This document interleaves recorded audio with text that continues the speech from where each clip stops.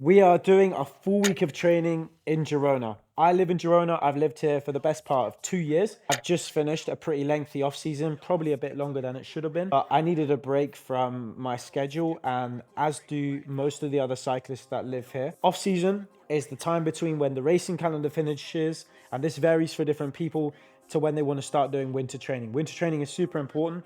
It's where you build the base of your training. We are going to do lots of cycling. We're going to do some side quests, which include running, climbing, because I love climbing at the moment. And we've got a good climbing gym just outside of Girona. We're going to do lots of eating because that's also what life consists of here. Just like getting the vibe of Girona. So if you've not been here, maybe you can get a good idea of what the place is like, whether it's a place you actually want to come. It's got great connections with Europe. It's 2 hours north of Barcelona, so it's pretty easy to get to from the rest of Europe. My off-season consisted of going to Albania. Albania is a very beautiful country that is completely underrated in my opinion. Drivers are insane. The food is really good. It's very Greek. The road quality is good but also questionable in places. Beaches are crystal clear and the people were really nice, so I would wholeheartedly be back to Albania at some point. I'd love to bike pack through it. It's super mountainous. Everything in this video is going to be filmed on an iPhone or the Insta360 X4. Lots of people ask what I film on, and this is what I film on. I also take pictures that look like this.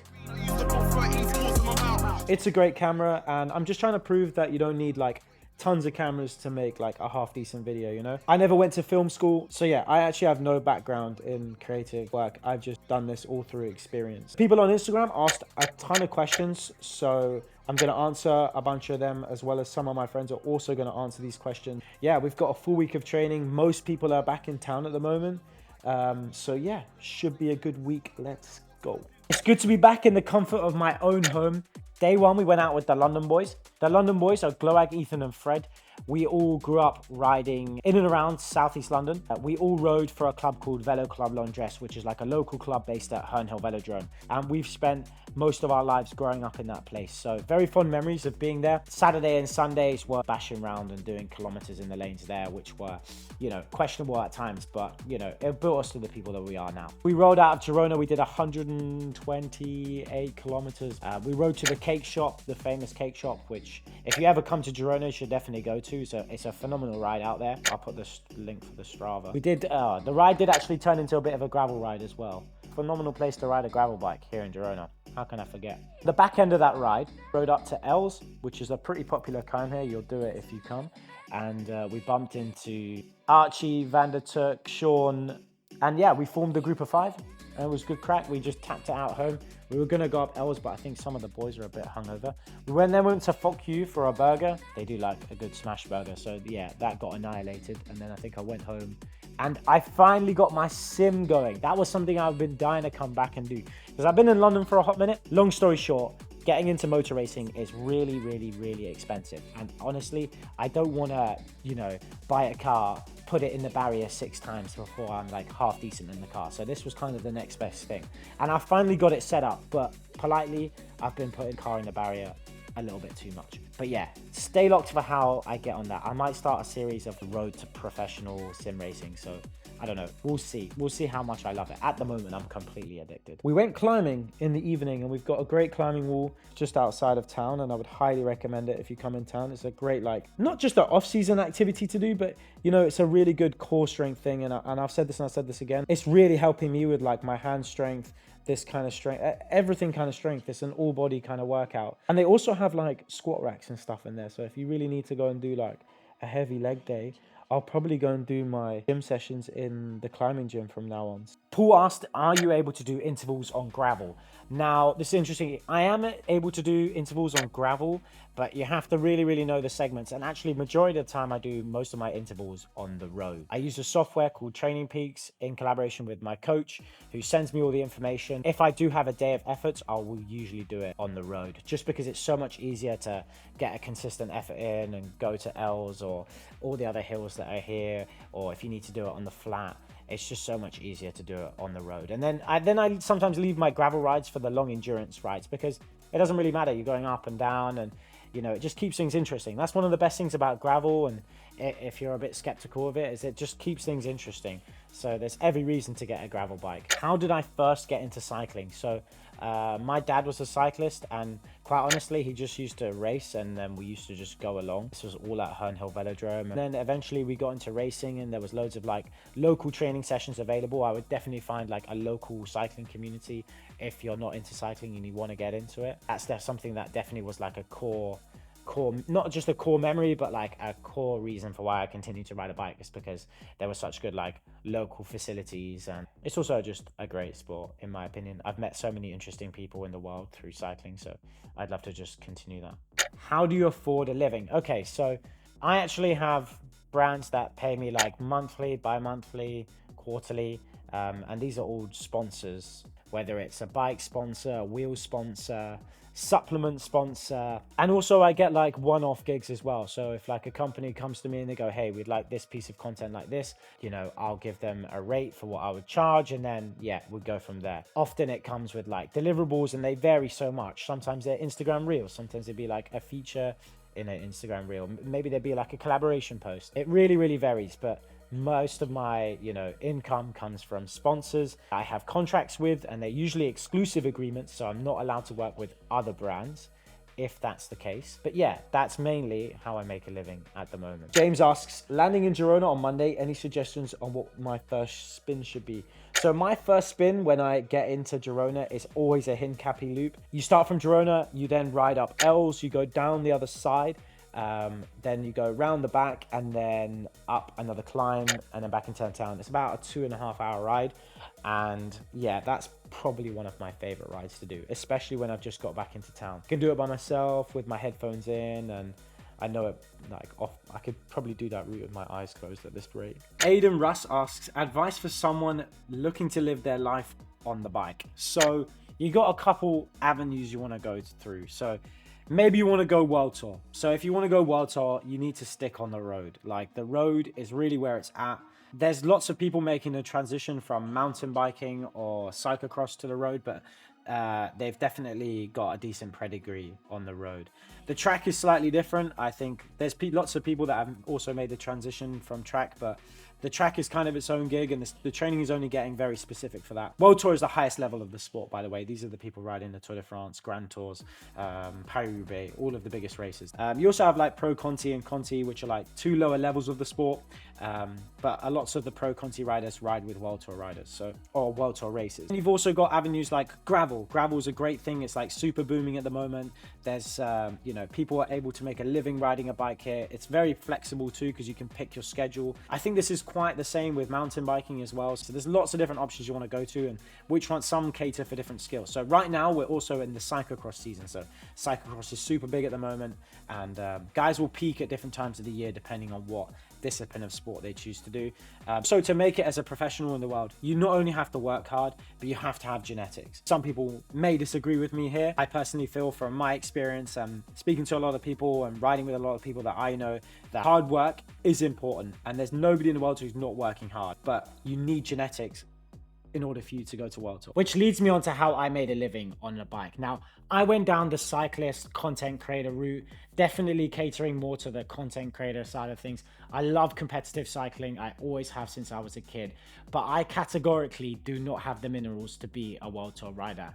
And I'm perfectly okay with this. And I came to this conclusion a long time ago, even though I spent years and years doing an engineering degree, which kind of suppressed my creative vision. I feel like the content creator side of thing caters way more to the skills that I'm actually good at and what I'm naturally more gifted in. The fact that I combine this with competitive cycling, which is also like my favorite hobby to do, is just a great reason for why I have a job today. So if you're a creative person, or maybe you don't even know that you're a creative person at this rate, but you know, you want to make a living on a bike, it's definitely another avenue to do it. It's really allowed my creative vision to flourish in combination with doing a competitive sport. I would say it's extremely hard to manage, you know, doing some training, but then also doing content creation, because it's essentially like having two jobs. Sometimes I have to give up my training to like focus more on the content creator side of things, because that's really what's paying me. It's not the results on the bike.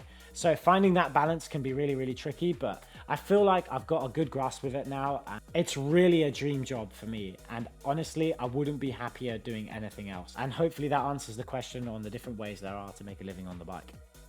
Let's go. Today, I trained with my good friend Gloag. I did about 2 hours. I'll put the ride here. And we did some sprints. We asked him a couple questions. And this Another day on the chopping block? Yeah. Another day, half the bike length bigger than Elliot's, but you know, it's a new something. The way it should be. Only the camera would flip round and you see Elliot just grimacing. I got nothing left. The question, did I get good with the coach or volume? The answer was smacking some outrageously arrogant kids at Club Run, including myself. That's the way to get good, it's just to ride hard. Yeah? The coach gets you riding hard at the right point. But the game of road racing isn't about who can ride the longest, it's who can ride the hardest. And the race is always decided at a few really hard key points. Yeah. You either got the gas or you don't. It's not really about how long you can ride. Although that does make a difference, it's normally how fast you can ride. Yeah. And if you can ride bloody hard for a few minutes, harder than the other pricks, you've got a good chance. Today I rode with Danny. We did 3.5 hours. We rode to the cake shop once again. Cake shop has been on my roster multiple times this week. I had the cookie with marshmallow, slapped, Coca-Cola and a cortado. Yeah, we rode with Danny's girlfriend, his teammate on Kern Farmer. Kern Farmer is a pro-continental team.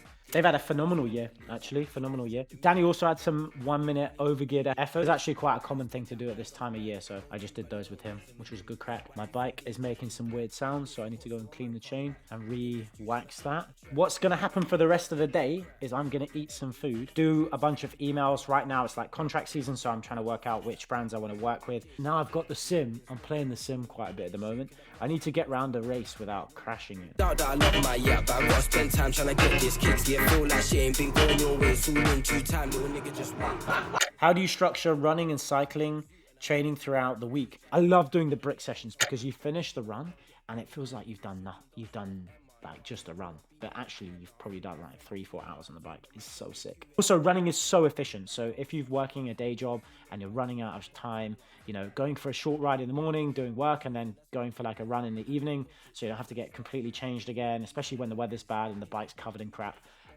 It's just super efficient. Like if you're a cyclist and you've not tried running, like you're really missing out. And also the running high, people who run will get this. It's just like so good when you've got some good tunes going on. Oh yeah, new music, new mixes, all here. Enjoy. I'm also using the Insta360 here as well. So I've unfortunately scratched the lens, so I apologize for the marks. That's just because I dropped it on its head a few times. It's a really, really good piece of kit. And I'm using an external microphone here. I've ordered one from Insta360 mic that goes into the Insta360. So there's a really good deal on Insta360s at the moment on the website. I've also got an affiliate link with them now. And so that will give you a free accessory if you order one. So lots of people have been asking me what I'm shooting on, and I shoot also images on this thing as well. So you can see some of the images. I'll put some of the images that I've shot on this camera here. And yeah, it's just a really good piece of kit. If you want one, here's a good chance to get one. Today is a bit of a rest day, which still includes some form of exercise because just got to keep moving. Sometimes I just have the full day off. But today I just wanted to see if my knee still works. So I went and did a 5-kilometer run, which actually turned into a 7-kilometer run. I just want to see if the knee works, and it thankfully still works, so we can make a little push to do a bit more running. These are the shoes I run in, so I run in these. These are my super fast shoes, the S-Lab Phantasm 2s. Unbelievably fast shoe, not for everyday running. I actually just love the feel of these shoes, but I wouldn't run in these every day. So, and then I also run, these are my trail shoes. These are the S-Lab Ultra Glides, and I run in these when I do trail, but then I also run in these when I do just easy runs as well, because I feel like they have more cushion. These are the days where I need to write emails. I actually still cold email people. If there's a brand I'm really keen to work with, I still email them, you know, even if they've not reached out to me. One of the craziest things happened when the current wheel sponsor I have, I actually just cold emailed them, and they emailed me back saying, hey, we've actually been looking at your stuff for a while. We're meaning to reach out to you. And then, yeah, then it just worked. Just every reason to shoot your shot. and I've been with them for like 2 years, going on 3 years now. Still shoot your shot and don't expect everybody to just come to you, especially if you're trying to get into even if you're trying to get into the pro cycling world, you know. If there's a team that you really want to ride for, just shoot your shot, you know. Whether you've got the results or not is another thing, but like, you never know. Timing of that might just be perfect. I mean, I think that can be applied to so many parts of life, really. Just shooting your shot and not being afraid, and getting used to rejection. If you can get used to rejection, then the world is really just like, everybody is in your world at that point. So the question about what is my real honest opinion of Girona, and so for the next couple days, I'm just really going to think about what I need to say there, and hopefully I can give everybody like a well-rounded opinion of why you should live here and why you shouldn't live here. It is a great place. It does come with its qualms. Stay locked for that. Today, admin, let's get it. Yesterday was by no means a form of a rest day, which it really should have been, but it wasn't. This is what went down. First things first, coffee. A rogue challenge was given to me to go and do a running race at night. I just went about my day, hopefully going to work with like a technology company coming up soon. So that was another thing I kind of needed to negotiate and figure out what it's going to cost, what the deliverables were. In the evening, I signed up for this like 4 or 5 kilometer run. And all we did was like, it was like 200-300 of us, mass start, smashing it to the top. The Catalans, they love going for these like somewhat rogue events. The area of Spain that I live in is in an area called Catalonia, and the Catalonians, they speak like a slightly different dialect of Spanish. They're really fun people to be around, and this was just one of those events that encapsulated every part of Catalan culture. The guy who did it, I think I did it in like 24-25 minutes. The guy who won it did it in 16 minutes. So I hope whereabouts are over to his house at some point soon. Unbelievably quick time. The man was cooking. And I'm about to cook this coffee. Need to buy a new grinder. If you've got a grinder recommendation, let me know. But today is the new day. We're going to go for a coffee ride on the gravel bikes. I need to build my gravel bike. And then we're going to play a bit of the sim later. So let's get it. Voice kind of coup de grace. The DJ fixes the switches and triggers a mix of Prince's Kiss that I just never heard before, but I am convinced that those who aren't, they scream one more sugar.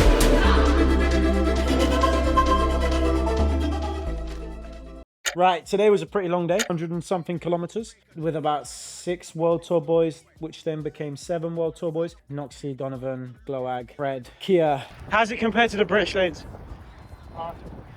It's a little bit better. A little bit? I don't know.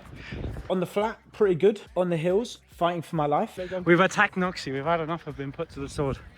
We stopped at a service station quickly. Got 2 pastries, one of those pecan tarts, which absolutely carried me out the box that I was currently in. Lots of the boys are doing like overgeared efforts and sprints at this time of year. So, you know, as much as they're doing like long kilometers, they're also doing like intensity too. Some guys have got VO2 max efforts as well. But besides that, after we hit the bonk stop, we hit a premium chop on the way back. You don't want to see me on the scene. Last thing you hear is a bang in the screen. Better mash my mouth beyond their team, cause they know from a Russell shot head dog coming off clean. I put a bullet in your beam, bullet in your chamber, bullet in your lead. Put on the safety and switch off the beam. White pop blood off my technomarine. I used to put 13 scores in my mouth. Start chopping up an X ounce with cage. Cut Jackson Meridian about weight. You man wouldn't even know what to do with an 8. We bought an 8 ball on the 24th and both trying to move it on the 8. Them boys don't know about the liters with a back. Please hold him and celebrate. You would have thought he was looking at your date of birth when I put my food on the scales. When I get tip, I stop biting my nails, but I never ever been an informer. Never told tales. I run with 4 black bells in the fed, but I lock up in separate jails. Did you want school? Should have phone my phone, cause we regulate all the class they sell. Right about now, boss man's in jail. So I'm gonna speak on merits for half. Murder, charge, ain't a joke and laugh.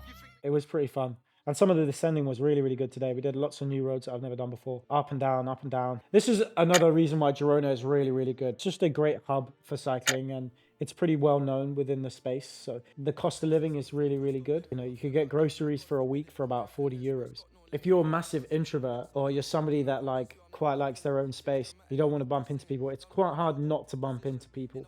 You know, just walking from where I live to like the supermarket, you kind of always bumping into people. And I love that. I love talking. I love chatting absolute nonsense, catching up with people. And, you know, but some people, that's not their gig and that's not what they like doing, and it doesn't sit well with them. So that's, if you're one of those people, then maybe Girona is not so good for you. If you like get highly distracted as well, that's also another reason, because there's so many other things going on with lots of people doing this training, that training, you know, and if you have your own specific training, it can be sometimes difficult to get caught up in what other people are doing as well. So if you kind of struggle with that, then that's maybe not a reason to come here, you know, and go somewhere, you know, where there's less distraction. Plenty of reasons to live here, and there's plenty of reasons not to live here.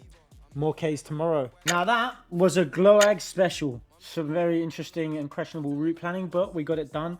The vibes were good. Perfect for this time of year and the training, and a perfect way to get back into fitness after having what was a very lengthy off season. I think we're now back on the roster. Today we did 131 kilometers, 28 kilometer average, about 1300 meters of elevation. Plenty of new roads today, maybe a few too many. Was a kind of Paris-Roubaix spec ride. My bike's absolutely filthy, so I need to clean that. Rest day tomorrow. My legs were pretty sore when we started the ride, and actually they came pretty good. Stopped at Casamona, which is just a chain of, it's like the Gales of Spain. Pepsi, cortado, pesto cheese sandwich, which was banging. I've cleaned half of my stuff with the jet wash on the way home. Yeah, that was a full week of training in Girona. Whether you like the place or not, it's got lots of things going for it, and it's a great place to come and ride your bike. Take what you will from the video of what you think of Girona. I personally think it's a great place. I love living here. I have a visa to live here for the next couple of years. If you're interested in that, just shoot me a DM and I can tell you how that works. More than possible to make a living out here and make a life for yourself out here. Especially if you can find a good remote job, then there's every reason to be here. So yeah, thanks for coming. Let's get it.